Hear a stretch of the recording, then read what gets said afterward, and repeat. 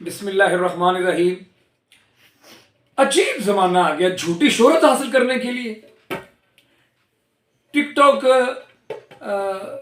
Monetise करने के लिए, यूट्यूब चैनल मोनेटाइज करने के लिए, यूट्यूब से, टिकटॉक से, दीगर जितना सोशल मीडिया उससे अर्निंग के लिए, पैसों के लिए लोग इस हद तक आगे गुजर जाते हैं कि एक बेगैरत अवैस इकबाल नामी जनाब धड़ाधड़ अल्लाह के खिलाफ बातें कर रहा है, कुरान के खिलाफ बातें कर रहा है, दीन इस्लाम के खिलाफ बातें कर रहा है। तो मैं हुकूमत पाकिस्तान से ये अर्ज करना चाह रहा हूँ कि अगर टीवी बट को आप दुबई से बुला के यहाँ उसका इनकाउंटर कर सकते हैं, और करना भी चाहिए क्रिमिनल लोगों का, तो ये अवैस इकबाल जो मुसलसल इस्लाम के खिलाफ, कुरान के खिलाफ, हमारे नबी मुअज्जम के खिलाफ, अल्लाह के खिलाफ, अल्लाह की तौहीद के खिलाफ बहुत बकवास कर रहा है, तो उसके खिलाफ कोई इक़दाम नहीं हो सकता।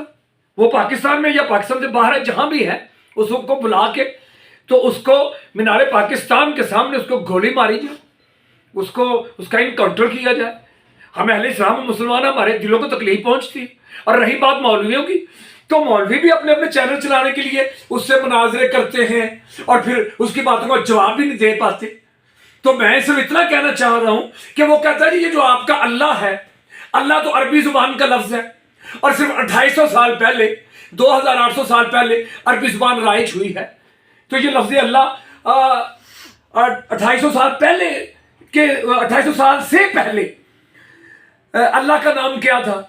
तो मैं, मौलवी तो नहीं जवाब देते, तो मैं ये अर्ज करना चाह रहा हूं कि अगर तुमने खुद को अहले बैत की चौखट पे झुकाया होता तो तुम इस अवैस इकबाल मुल्हिद की हर बात का जवाब होता।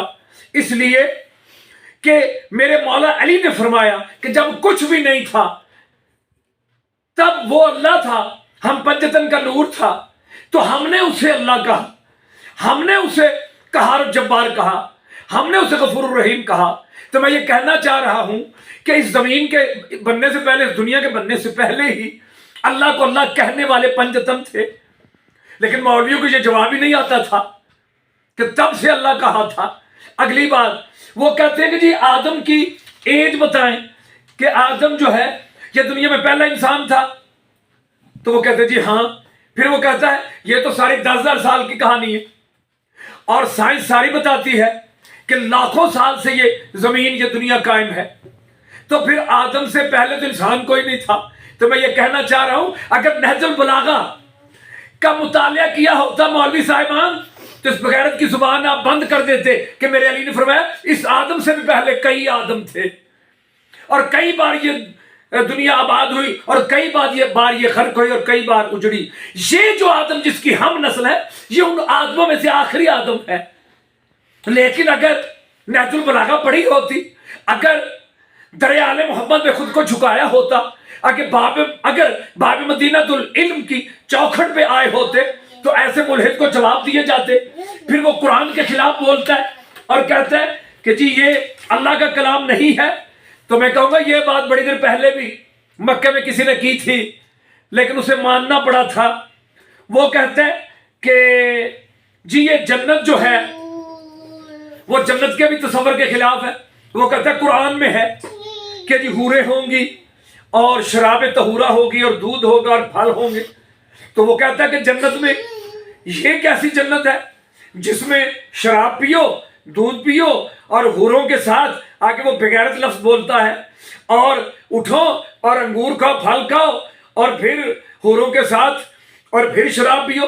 तो वो ये कहना चाह रहा है कि बस इतना ही काम है जन्नत का, तो ये कैसी जन्नत? तो मैं बताना चाहता हूं सिर्फ जन्नत इतना ही नहीं, जन्नत में जिक्र हुसैन की ड्यूटी होगी, जन्नत में 14 के फजाइल पढ़ने की ड्यूटी होगी, वहां जश्न होंगे, वहां मिलाद होंगे। और इसलिए मेरे नबी ने कहा था कि जिक्र अलीजन इबादा, अली का जिक्र करना इबादत है। तो मैं उस अवैस इकबाल को कहना चाह रहा हूं जो तुम तसव्वुर लेके बेगैरती कर रहे हो, ऐसा नहीं है। जन्नत बनी इसलिए है कि वहां जिक्र मुस्तफा हो, वहां जिक्र मुर्तजा हो, वहां की यही इबादत होगी, वहां का यही काम होगा, और उसी का अजर, फल है, नेमते हैं। और वो एक और उसने बात की, आगे कोई मौलवी था, कोई से बहस कर, उसको जवाब ही नहीं आया کہ جی یہ جو بچے پیدا ہوتے ہیں اور مر جاتے ہیں، کہا جاتا ہے جی یہ جنت میں جوان ہو جائیں گے اور ان کو یہ جنت ملے گی، تو وہ کہتا ہے جی یہ کیسے ممکن ہے، کون ان کو پرورش ادھر کرے گا؟ تو رب ذوالجلال کی قسم میرے علی بادشاہ نے فرمایا ہے کہ جتنے مسلمانوں کے بچے، جتنے بچے پیدا ہوتے مر جاتے ہیں، یا چند دنوں کے یا چند مہینوں کے جو مر جاتے ہیں، تو وہاں حضرت ابراہیم اور حضرت سارہ ان کی پرورش کرتے ہیں اور ان کے نام رکھتے ہیں۔ تو ہر بات کا جواب ہے۔ پھر کہتے ہیں جی نبی نے کتابی شکل میں قرآن اکٹھا کیوں نہ کیا، یہ وہ جواب دیتا ہے۔ تو میں یہ عرض کرنا چاہ رہا ہوں کہ میرے نبی نے فرمایا انا و علی من نور واحد، میں اور علی ایک ہی نور سے ہیں۔ فرمایا یا علی آپ میرے بھائی ہیں دنیا میں بھی آخرت میں بھی، تو مصطفیٰ کے بھائی نے قرآن اکٹھا کیا اور مرتب کر کے مسلمانوں کو کہا کہ اسے رائج کرو، تو انہوں نے ٹھکرا دیا، جس میں ہر آیت کی تفسیر، تعویل، شان نزول، مقصدیت تھی۔ مسلمانوں اگر علی کا دیا قرآن رائج کیا جاتا جو تفسیر کے ساتھ تھا، جو تعویل کے ساتھ تھا، جو شان نزول کے ساتھ تھا، تو پھر اس جیسے اویسوں کا تم جواب دے سکتے تھے۔